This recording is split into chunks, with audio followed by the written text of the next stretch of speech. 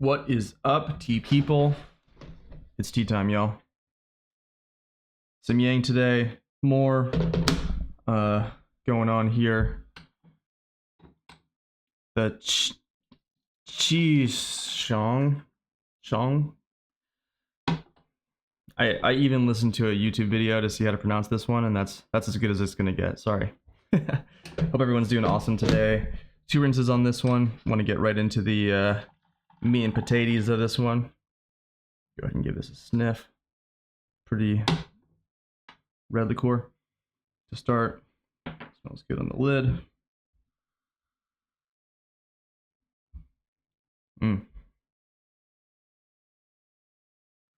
Yeah, good peatiness to it.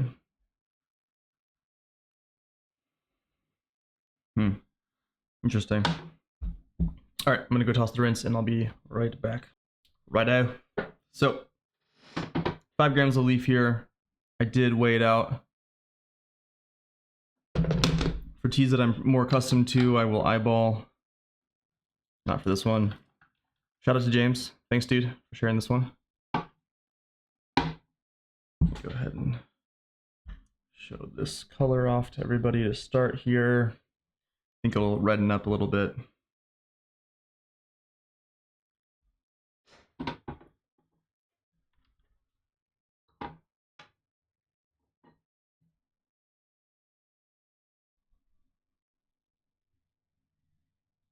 Come on, there you go. And I'm actually gonna go ahead and brew one more right now while this cools down. A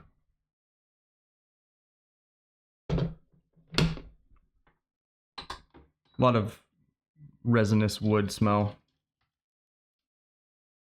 2006 material, kind of a good year at this point in 2025. Some camphor on that to kind of jump off from. Good looking leaves overall. All right. Cheers.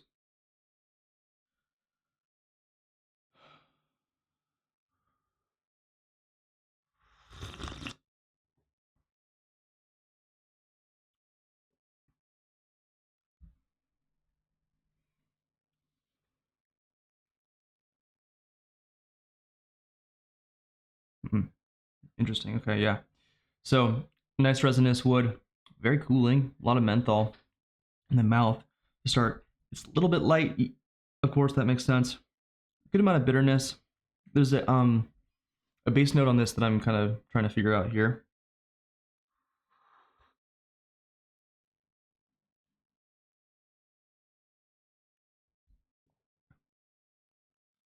Excuse me. Steeping 2. A little bit oranger. Really cooling. This is a 6 Famous Mountains blend. Cheers.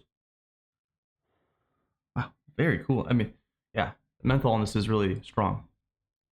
Not necessarily menthol-y flavor, so it's not like it's minty or anything like that. It just has a very cooling physical impact on the mouth. Gonna go ahead and get the water reboiled here. Light wisps of fruit on the top, but really saturating mouthfeel. Really feels like I'm feeling the activity in my mouth. Not yet deep and bassy in my throat and down into my chest and stomach, but a really nice coating of the mouth to start. Cheers.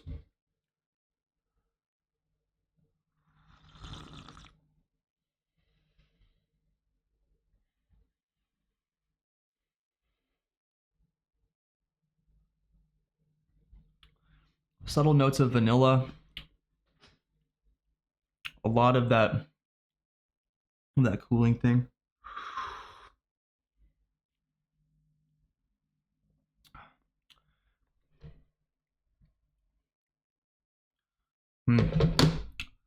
Really deep woody character to this one. Quite resinous. Pushing this one. So 2 steepings plus 2 steepings. So this is gonna be the 5th time the tea has hit water. Water's hit tea. I'm giving it a little bit more time there. And I'll show everybody the liqueur. Wow. The cooling effect on the mouth is really, really potent. Quite interesting. And yeah, we're now getting into a darker soup complexion. Not crazy dark, but much, much redder. The activity on the mouth on this one's really pretty impressive. This is nice. I don't know if I love it. I wonder if it's just Yang processing that I'm not the biggest fan of. I had the YangQingHao last couple of episodes ago, I want to say. I've tried it twice and I just have not been able to connect with it. So anyway, onward. Cheers. Not really astringent. Definitely bitter. I'm like in the bitter zone these days. So but yeah, it's bitter. It's a strong tea. Not really tasting a grassy note too strongly. I think it's kind of wrapped up in that like woody menthol flavor.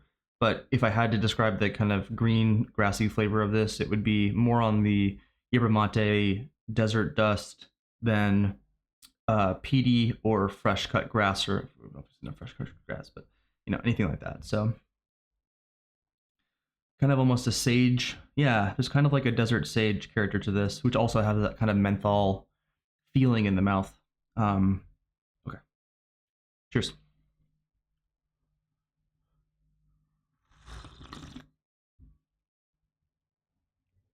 Mm.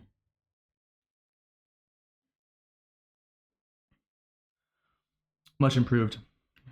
The sweetness on this is really nice. Wow, it's really just kind of moving me through waves of bitter and sweet. Really dynamic.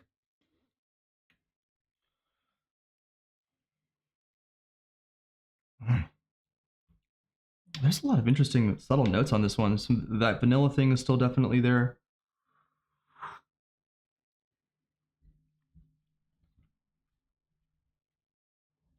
I'm gonna do another one that's pretty hard. Definitely a poo head type of tea, in my opinion. Not for the faint of heart. Nice strength on that one for sure. Definitely get some pick me up. Gonna go on a morning walk here in a little bit. Um, hmm. Not too much high noted brightness, I'd say. Not a complaint, just a note. Keep in mind. Hopefully no one can hear the background sounds, but hey, if you can, sorry. Tis what it is. Again, pushing this one even potentially a little bit longer. Doesn't feel like it's gonna get particularly acrid or bitter Tylenol pill at all, but pushing it so that it's brewing out fairly red. Go ahead and get back in on the leaf here. And as I'm sure James will probably notice, that green character on those leaves is not as vibrant in person. It shows up a bit more on screen, but it enables everyone to see the variety of oxidation of the leaves a little bit better. So we're doing a little bit of camera magic here to demonstrate that for everybody. And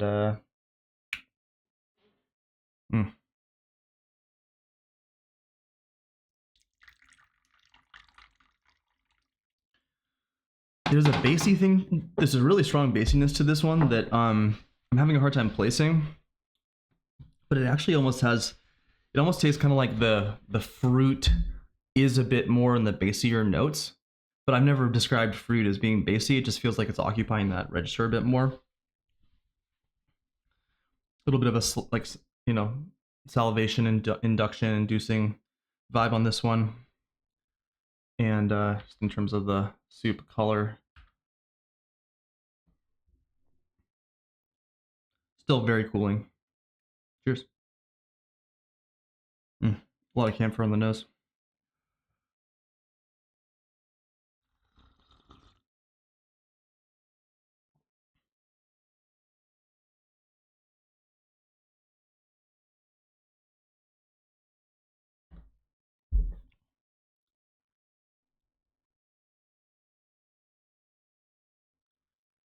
quixotic. I'm having a hard time explaining all of to myself. What am I noticing? There's a lot here. Hot, kind of 10 of 10 in terms of the intensity of the flavors. Quite strong. Now getting the astringency building up. So that tongue thickening, mouth pucker. It's not a drying tea. I feel like salivation increasing though. Hmm. Hmm.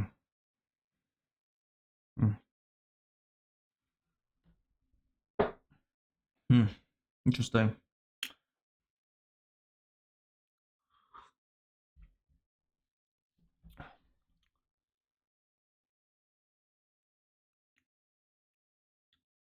Almost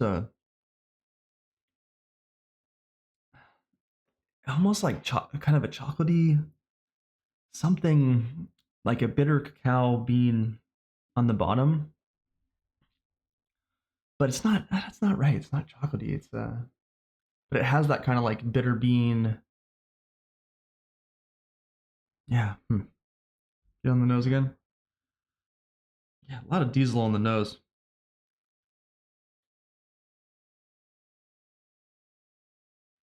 Mm. Ooh, quite strong. I'm gonna go ahead and brew this one a little bit lighter this time around. I'm getting hot. I'm sweating. Cooling mouth feel, warming body feel for sure.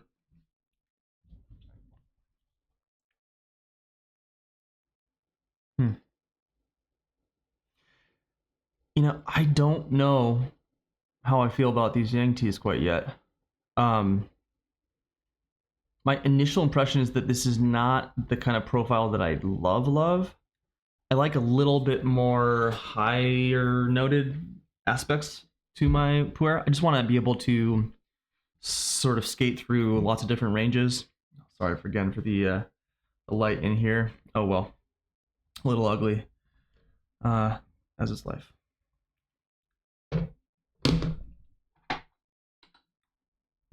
Hmm. Interesting. Go ahead and give this one a much shorter steep time here. Back in on the leaves. Fairly whole leaves in there. Excuse me.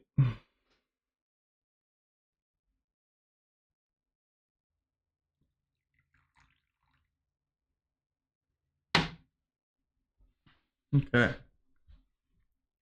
What call it after this one? Yeah. It's funny, like to each their own is kind of the thing that I'm learning more and more with my pu'er progression. I really feel at this point like I've kind of traversed a huge amount of teas, really understood benchmark teas, and starting to really kind of hone my own tastes, which is exciting. It also feels a little liberating. I think it's easy to feel impressed by whomever you're paying attention to when you're learning about a thing. Okay, so whoever it might be in tea, maybe it's James, maybe it's Lawrence or Marshall, and maybe it's your tea drinking friend who's just getting you into pu'er. Maybe it's me, but it's important to kind of like kill the gurus, if you will. Please, not literally, but to let go of their notes or their preferences and to hone and establish your own taste. And it's hard to do. It's hard to kind of develop your own authenticity when you're really discovering a new space. But once you get farther along in that journey, things just feel, I don't know, things just feel more obvious. You do like certain things more and certain tastes less, or whatever it might be. Styles of music or inflections in whatever, a storytelling. And yeah, I think these teas are very popular, but doesn't necessarily mean that I love them. One thing I'll note though about this one that is really lovely is the ongoing mouth feel and strength of this tea. Really getting a lot of intensity and potency for your cup on something like this. sometimes I describe teas that kind of only go to 8 out of 10 in terms of the volume. And this one is kind of 10 out of 10 across the board. Cheers.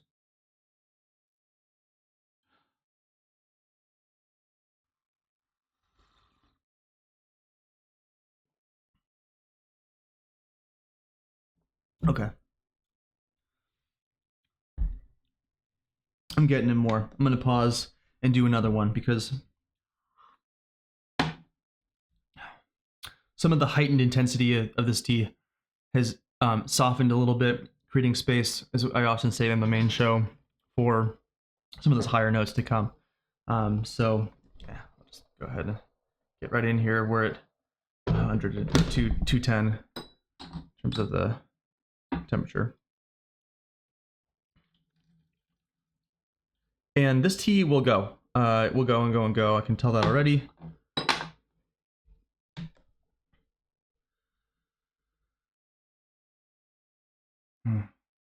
Yeah.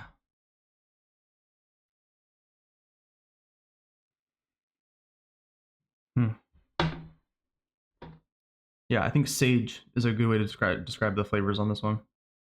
Desert sage.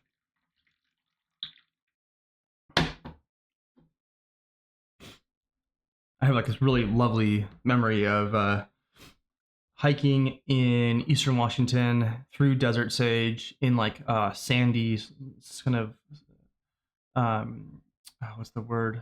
Soil. I'm forgetting the correct name. Loamy soil, I think, is the right way to describe it geologically. Anyway, and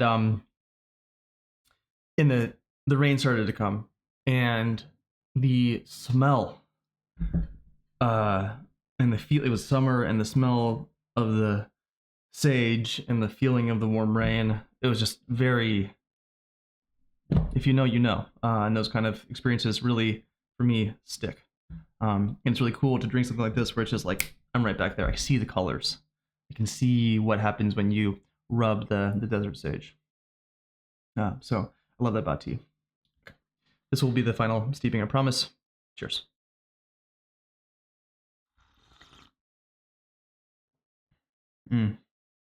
Okay, I get it. The sweetness is now coming quite a bit. I like the wood on this. Brewing style's pretty strong these days. I think this one would be. This is actually a pretty powerful tea. I sort of benefited from a little bit of a lighter touch. Those kind of couple steepings in there, they were good. You definitely get to push a tea like this and see how it performs. Really menthol strong. Again, I don't always crave that. That might be a little bit of a yang thing because I feel like I had that also with the Qixiang.